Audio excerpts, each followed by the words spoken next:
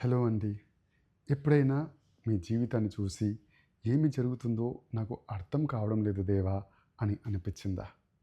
ఎంత కష్టపడినా ఫలితం కనిపించదు. ఒకటి తర్వాత ఒకటి అవకాశాలు మూసుకుపోతాయి. ఆ సమయంలో మనం అనేక మార్లు అనుకుంటాం, దేవుడు నిజంగా ఏం చేస్తూ ఉన్నాడు? నాకు సహాయం చెయ్యరా అని. ఒక చిన్న కథ చెప్తాను వినండి. ఒక చిన్న అబ్బాయి 1000 ముక్కల జిగ్సా పజిల్ అమరుస్తూ ఉన్నారు. అందులో ఒక వింతగా ఉన్న ముక్కను చూసి, ఇది ఎంత వికారంగా ఉంది, ఇది ఎక్కడా సరిపోదు అని చెప్పి కోపంతో పక్కన పడేశారు.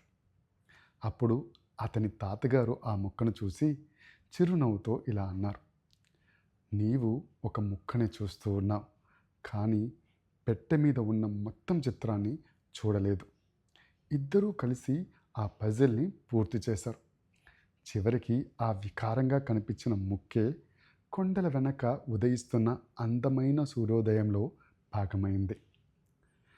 ఆ ఒక్క ముక్క లేకపోతే ఆ అందమైన చిత్రము అసంపూర్ణంగా ఉండిపోయేది. మన జీవితము అలాగే ఉంటుంది. ఈరోజు మనకు ఒక నిరాకరణ మాత్రమే కనిపించవచ్చు. ఒక కోల్పోయిన ఉద్యోగం, ఒక విరిగిపోయిన సంబంధం, ఒక ఆలస్యమైన కళ. అవి ఎందుకు జరిగాయో మనకు అర్థం కాకపోవచ్చు. కానీ దేవుడు ఒక సంఘటనను మాత్రమే చూడడండి.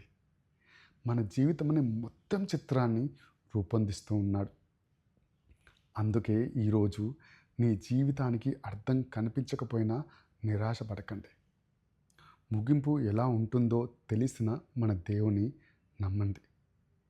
రోమీయులకు రాసిన పత్రిక 8వ అధ్యాయం 28వ వచనంలో ఇలా చెబుతూ ఉంది, దేవుని ప్రేమించు వారికి, ఆయన సంకల్పం ప్రకారం పిలువబడిన వారికి సమస్తమును దేవుడు మేలుకై జరిగించుచున్నాడు.